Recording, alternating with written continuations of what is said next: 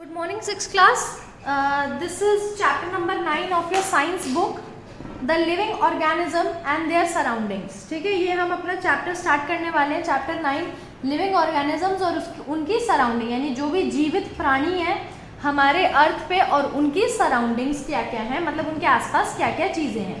There are various living and non living things around us. हमारे आसपास कई सारी लिविंग और कई सारी नॉन लिविंग थिंग्स है, जैसा कि हम सबको पता है. They are found at any place on the earth, और कहीं पर भी मिल सकती है अर्थ पे. Where food shelter environment to reproduce and survival is available. कहाँ कहाँ पे मिल सकती है? जहाँ पर उनके लिए खाना हो, उनके लिए रहने की जगह हो और एक इन्वायरमेंट हो जहाँ पर वो अपनी प्रजाति को बढ़ा सके, ठीक है, और वहाँ पर सर्वाइव कर सके. The characteristics of the living and non living found in different environment are different from each other. यानी जो भी लिविंग बींग्स जो होते हैं, लिविंग थिंग्स जो होती है, अलग अलग एनवायरनमेंट में जो पाई जाती है, उनके कैरेक्टरिस्टिक्स भी क्या होते हैं? अलग अलग होते हैं. तो इस चैप्टर में हम क्या पढ़ेंगे? The characteristics of living thing के कैरेक्टर्स पढ़ेंगे, उनके हैबिटाट्स पढ़ेंगे और अडेप्टेशन पढ़ेंगे कि वो कैसे उस हैबिटाट में जी पा रहे हैं या रह पा रहे हैं, क्या चीज़ें हैं उनके पास. ठीक है, इंट्रोडक्शन अब सबसे पहले पढ़ते हैं. Living being are found in air, water और ट्री एज वेल. ठीक है, कहाँ कहाँ मिलते हैं जो लिविंग बीइंग्स होते हैं? एयर में, वाटर में और ट्रीज में भी. ठीक है, they are found at any place on the earth where food shelter, जहाँ, ठीक है, जहाँ पर भी हमारे पास फूड शेल्टर अवेलेबल होते हैं वहाँ कहीं पर भी हम लिविंग थिंग्स को पा सकते हैं. From mountain top to deep ocean, चाहे माउंटेन की टॉप हो, चाहे ओशन के अंदर हो, ड्राई डेजर्ट हो या फिर मॉइस्ट फॉरेस्ट हो या सॉइल हो, हमें हर जगह जो है लिविंग बीइंग मिलते हैं. The place where a plant or an animal live in natural condition is called habitat. यानी एक ऐसी जगह जहाँ पर प्लांट और एनिमल्स जो है अपने नेचुरल कंडीशन में रहते हैं, उसी को हम हैबिटाट बोलते हैं. In other words, a habitat means the dwelling place और अ होम. यानी जो भी किसी का घर होता है, रहने की जगह, उसी को हम क्या बोलते हैं? हम यहाँ पर हैबिटाट बोलते हैं. A habitat provide food, water, air, light, shelter and a place for reproduction of the organism living in it. एक हैबिटाट क्या क्या प्रोवाइड करवाता है उसके आसपास? देखो, कोई भी लिविंग बीइंग है वो वहीं पर रहेगा. सबसे पहले तो उसको आसपास खाना मिल जाए, पानी मिल जाए, हवा मिल जाए, लाइट मिल जाए, ठीक है, उसके साथ शेल्टर, रहने की जगह मिल जाए और एक प्लेस मिल जाए जहाँ वो अपनी प्रजाति को बढ़ा सके, यानी रिप्रोड्यूस जो है वो कर सके. ठीक है, तो ऐसी ही जगह हर ऑर्गेनिज्म ढूंढता है. अब लिविंग थिंग्स क्या होती है और उसके कैरेक्टरिस्टिक्स क्या होते हैं, ये हम पढ़ेंगे. Living things grow. Living things जो है सबसे पहले ग्रो करती हैं. ये लिविंग थिंग्स के कैरेक्टर है, सबको पता है ग्रो करते हैं. हम भी पहले छोटे थे, फिर बड़े हुए, फिर और बड़े हुए, अब धीरे धीरे बुढ़े हो जाएंगे. ठीक है, तो सारे लिविंग थिंग्स जो है ग्रो करते हैं, चाहे वो फ्रॉग हो, चाहे वो बटरफ्लाई हो, जितने भी लिविंग थिंग है वो सब ग्रो करते हैं. और ऐसे ही प्लांट्स के साथ भी होता है, वो भी ग्रो करते हैं. पहले एक छोटा सा बीज होता है, उसमें से प्लांट निकलता है, यानी सीडलिंग निकलती है, सीडलिंग होती है, फिर उसमें सैपलिंग होती है. ठीक है, और धीरे धीरे वो एक बिग प्लांट, फिर ट्री बन जाता है और कुछ टाइम बाद वो मर भी जाता है. All living being grow up to a certain size. हर लिविंग बीइंग एक साइज तक ही ग्रो करता है. A seed develop into plant and then into a tree. एक सीड भी पहले एक प्लांट बनता है, फिर एक ट्री बन जाता है.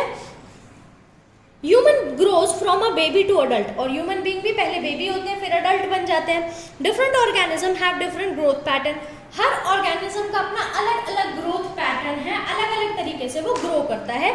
जैसे एक बटरफ्लाई है, वो अंडे देती है, फिर उस अंडे में से क्या निकलते हैं? कैटरपिलर्स निकलते हैं, छोटे छोटे कीड़े, इसको कैटरपिलर बोलते हैं. ठीक है, और फिर वो कैटरपिलर लार्वा में बदल जाता है और उसके बाद जब वो लार्वा फूटता है तो एक यंग बटरफ्लाई जो है उसके अंदर से निकलती है. ठीक है, और उसको अडल्ट बटरफ्लाई कहते हैं. ऐसे ही सारे लिविंग ऑर्गेनिज्म के जो आपको कैरेक्टरिस्टिक्स हैं वो यहाँ पर दे रखे हैं. सबसे जैसे ग्रो करते हैं लिविंग ऑर्गेनिज्म, वैसे ही वो रिस्पॉन्ड करते हैं स्टिमुली, यानी जो भी उनके आसपास हो रहा होता है उसको रिस्पॉन्ड करते हैं. अगर उनके आसपास जैसे एक प्लांट होता है टच मी नॉट, या जिसको आप बोलते हो छुई मुई, तो उसको जब टच करोगे तो उसकी लीफ जो है वो बंद हो जाएंगी.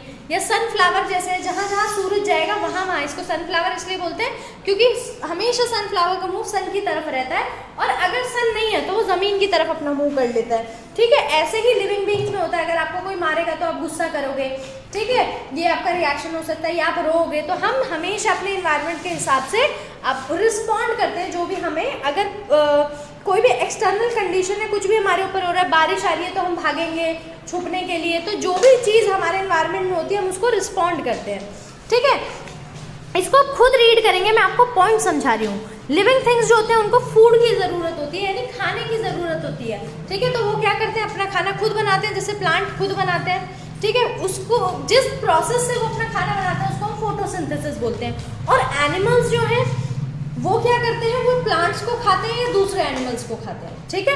अब उनको लिविंग थिंग्स रेस्पायर मतलब वो सांस लेते हैं, ठीक है। उनका प्रॉपर सांस लेने का प्रोसेस होता है, ठीक है। जो लिविंग बीइंग है वो सब के सब सांस लेते हैं, ठीक है। लिविंग थिंग्स शो मूवमेंट, सब मूवमेंट दिखाते हैं, हरकत दिखाते हैं। जैसे आप तो हैं, आपके पैर हैं तो आप मूव कर रहे हो इधर से उधर, एनिमल्स के भी पैर हैं। और प्लांट्स अपनी मूवमेंट कैसे दिखाते हैं, बढ़कर, ग्रो कर कर, ठीक है। अगर एक छोटी सी अगर आप बेल लगाओ तो थोड़े टाइम में वो बड़ी हो जाएगी, तो क्या है, उसकी मूवमेंट है, उसकी मूवमेंट जो है स्लो होती है, तो आप अचानक नहीं देख सकते, मगर थोड़े टाइम में आपको दिखेगी कि पहले छोटी थी अब बड़ी हो गई, तो ये भी मूवमेंट में काउंट होगा। लिविंग थिंग रिप्रोड्यूस, यानी सब अपने जैसे और मतलब अपनी जो स्पीसीज है उसको बढ़ाते हैं, अपने बच्चे देते हैं। जैसे फ्लावर्स हैं तो वो बीज से दूसरे प्लांट अपने जैसे पैदा करते हैं, ह्यूमन बीइंग अपने बेबीज, और जो एनिमल्स होते हैं वो भी अपने बेबीज देते हैं, ठीक है। फिश हो गया, स्नेक हो गया, बर्ड हो गए, सब अपने यंग वंस को जो है बर्थ देते हैं, ठीक है। इसके साथ क्या है, लिविंग थिंग एक्सक्रीट, यानी अपनी बॉडी से वेस्ट जरूर निकालते हैं। अब आप पूछोगे मैम प्लांट्स तो वेस्ट नहीं निकालते हैं। प्लांट्स किस में वेस्ट निकालते हैं, ऑक्सीजन में, राइट। वो कार्बन डाइऑक्साइड को यूज करते हैं और जो उनका ऑक्सीजन होता है वो वेस्ट होता है, तो वेस्ट जो है बाहर कर देते हैं। और हमारा वेस्ट जो हम खाते हैं, स्वेटिंग हो गया, फीसेस हो गया, यूरिन हो गया, ये हम अपनी बॉडी से निकालते हैं, और एनिमल्स का भी सेम रहता है, ठीक है। लिविंग थिंग्स डाई, अब जो पैदा हुआ है वो मरेगा। लिविंग थिंग्स आप सबको पता है कि मरते भी हैं, तो प्लांट्स भी मर जाते हैं, ह्यूमन बीइंग, एनिमल्स सब के सब मर जाते हैं टाइम पे, ठीक है।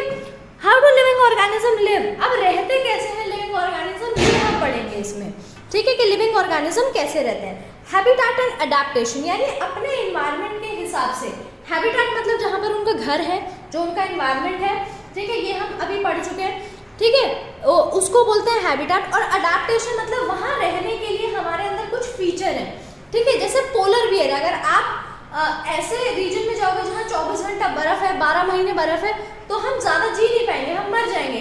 मगर पोलर बियर का वहीं पे ही रहता है, तो पोलर बियर के पास क्या एडेप्टेशन है कि उसके पास फर वाले जो है बाल हैं, उसकी स्किन बहुत मोटी है, फैट की लेयर उसकी बॉडी के अंदर बहुत ज़्यादा होती है, जिससे वो ठंड को सहन कर लेता है। तो इसी को बोलते हैं अडेप्टेशन, यानी अपने इन्वायरमेंट के हिसाब से आप कुछ फीचर्स अपने अंदर ढाल लेते हो टाइम के साथ, ठीक है, तो उसी को बोलते हैं अडेप्टेशन, ठीक है। अब इसको रीड करते हैं। The number of species of living organism of earth is very vast, यानी जितने भी स्पीसीज, जितनी भी प्रजातियां लिविंग ऑर्गेनिज्म की रहती हैं अर्थ के अंदर, वो बहुत वास्ट है, यानी बहुत सारी हैं। इट इंक्रीज एवरी ईयर, और हर साल बढ़ती है with the continuous evolution of species, और हर स्पीसीज में कुछ इवॉल्व होता है। जैसे आज के बच्चे अगर आप देखोगे तो फ़ोन और टेक्नोलॉजी बहुत इजीली चला लेते हैं, मगर जो पुराने ज़माने के लोग हैं या आपके दादू वगैरह वो नहीं चला पाते, क्योंकि उनके बचपन में वो था ही नहीं। तो अब जैसे जैसे स्पीसीज आती जाती है, जो जनरेशन आती जाती है, वो पिछले वाली जनरेशन से स्मार्ट होती है, उसमें इवोल्यूशन आता है। क्यों? क्योंकि अब टेक्नोलॉजी का ज़माना है, तो वो इवॉल्व होकर आ रहे हैं, वो टेक्नोलॉजी बहुत जल्दी आसानी से इस्तेमाल कर लेते हैं। All these are found on variety of places, और ये चीज़ें हर प्लेस पर आपको मिलेगी, ठीक है। अगर फिश है, जैसे सपोज अगर फिश है, पानी गंदा होने लग गया, पहले ज़रा से भी गंदे पानी में अगर आप डालोगे तो फिश मर जाती थी, मगर धीरे धीरे जब उनकी प्रजाति आने लगी, उन्होंने देखा गंदा पानी, तो वो उसमें ही रहना सीख लिया उन्होंने। अब क्या कहते हैं, जो समुद्र है वहाँ का पानी, पॉलीथीन कितनी सारी होती है, मगर अभी भी फिश रह लेती हैं क्योंकि वो इवॉल्व होती है, ठीक है, धीरे धीरे समय के साथ वो इवॉल्व हो जाती है।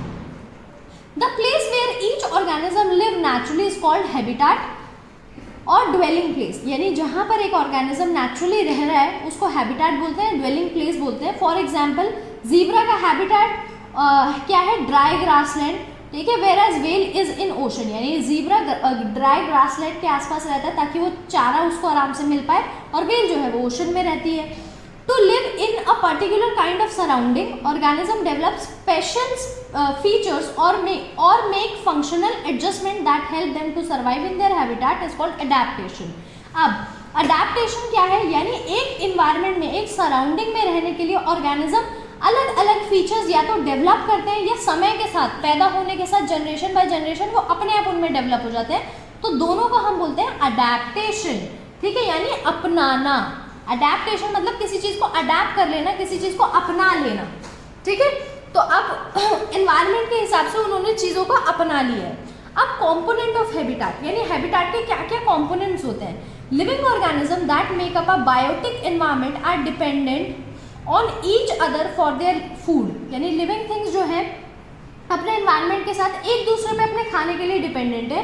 There are always found to exist close to the place where their food is available, और हमेशा कोई भी लिविंग ऑर्गेनिज्म हो वो उसी के पास रहेगा जहाँ उसको आराम से अपना खाना जो है वो मिल जाए। Animal that eat other animals live where their prey is easily reach, अगर ऐसे एनिमल हैं जो अपने जो शिकार करके खाते हैं तो वो ऐसी जगह रहेंगे जहाँ उनके आसपास शिकार मिल जाए। तो इसीलिए जैसे शेर वगैरह है वो हमेशा जंगल में रहते हैं क्योंकि वहाँ पे आराम से खरगोश मिल जाता है, बाकी हिरन मिल जाते हैं, उनका खाना आराम से मिल जाता है। ज़ीब्रा जो है ग्रासलैंड के पास क्यों रहता है, क्योंकि उसको वही खाना है, ठीक है। अगर जिराफ है तो वो ऐसी जगह रहेगा जहाँ पर पेड़ ज़्यादा होंगे क्योंकि उसकी गर्दन लंबी होती है, वो झुक नहीं सकता, जहाँ लंबे लंबे पेड़ होंगे वहाँ पर जिराफ रहता है। The flower need the bees to, जो फ्लावर होते हैं, सॉरी अब यहाँ पर एग्जाम्पल दिया हुआ है, bees are usually found where there is many flowers as they get nectar from flowers. अब ऐसे ही बी होती है, वो कहाँ रहती है, जहाँ पर बहुत सारे फ्लावर्स होते हैं क्योंकि उसको उसका रस, जिसको नेक्टर बोलते हैं, वो मिल जाता है फ्लावर से।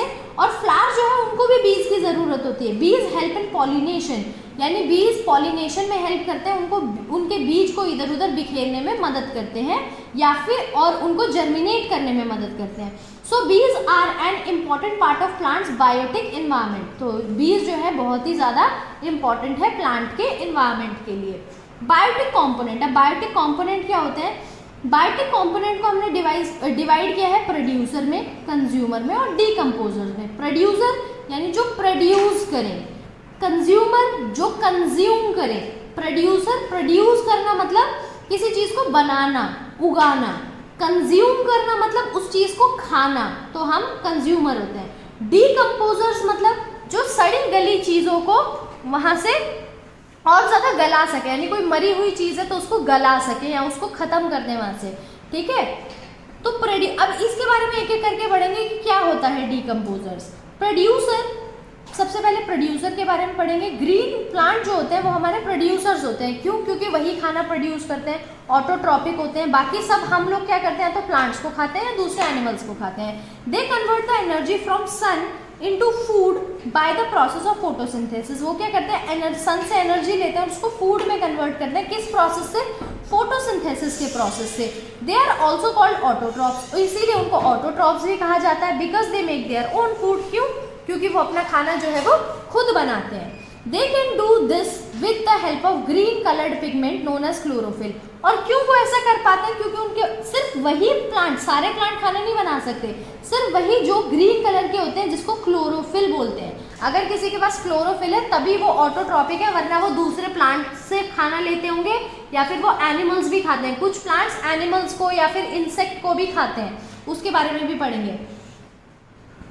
That is present in the leave, और लीव्स के अंदर प्रेजेंट होता है। Chlorophyll help the producer to trap the sun energy. अब क्लोरोफिल क्यों चाहिए होता है, क्योंकि वो सन की एनर्जी को ट्रैप कर लेता है, यानी अपने अंदर बांध लेता है, बंद कर लेता है। अगर बंद नहीं करेगा तो उससे एनर्जी नहीं ले पाएगा और फिर खाना भी अपना नहीं बना पाएगा। Producer also provide food for the consumer and decomposers. Producer खाना कंज्यूमर्स और डीकम्पोजर्स दोनों को देते हैं। प्रोड्यूसर, कंज्यूमर यानी जैसे हम हो गए, एनिमल्स हो गए।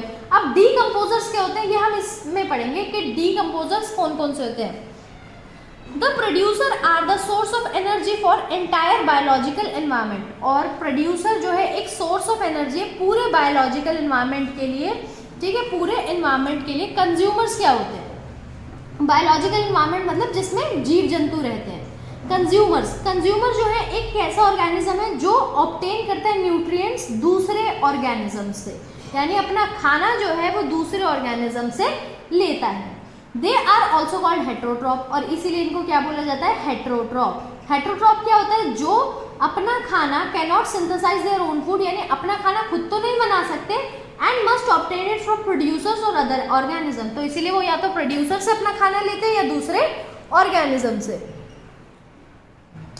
All living thing depend on the plant for food, और सारे animal, sorry not living thing, animals, जो जितने भी एनिमल्स होते हैं, हम भी एनिमल्स में ही आते हैं, तो हम सब फूड के लिए प्लांट्स पर डिपेंड होते हैं। डीकम्पोजर्स, अब डीकम्पोजर्स क्या होते हैं, the animal which consume dead bodies of other animal is called scavengers, यानी डीकम्पोजर्स कौन से होते हैं, ऐसे एनिमल जो क्या खाते हैं, डेड बॉडीज को खाते हैं, क्योंकि डीकम्पोजर मतलब, डीकम्पोज का मतलब होता है किसी चीज को डीकम्पोज यानी सड़ाना, ठीक है, तो सड़ी गली बॉडीज को ही खाते हैं, जिसको स्कैवेंजर्स भी बोलते हैं। जैसे क्या चीजें होती हैं, क्रो हो गया, ठीक है, जैकल हो गया, वल्चर, वल्चर चील जैसा जो होता है, ठीक है, ये सब क्या है, कॉमन स्कैवेंजर्स है, यानी सड़ी गली चीज या मरी हुई डेड बॉडीज को ये लोग खा लेते हैं और हमारे एनवायरनमेंट को साफ रखते हैं। In the environment, the nutrients that are absorbed from soil are passed on to all consumers, यानी न्यूट्रिएंट जो सॉइल से लिए जाते हैं वो पास किए जाते हैं धीरे धीरे सारे कंज्यूमर्स के पास। जैसे प्लांट्स ने सॉइल में से निकाला, प्लांट्स को कोई एनिमल खा गया, उस एनिमल को दूसरा एनिमल खा गया और उस एनिमल को दूसरा, तो क्या हो रहा है, बेसिकली जो सॉइल से न्यूट्रिएंट्स हमने लिए थे वो पास हो रहे हैं। Decomposers help natural recycle those nutrients back to the soil, और decomposers उसको जो न्यूट्रिएंट सॉइल में से निकाले गए हैं उनको वापस पहुंचाते हैं, यानी उनको दोबारा मिट्टी में मिला देते हैं।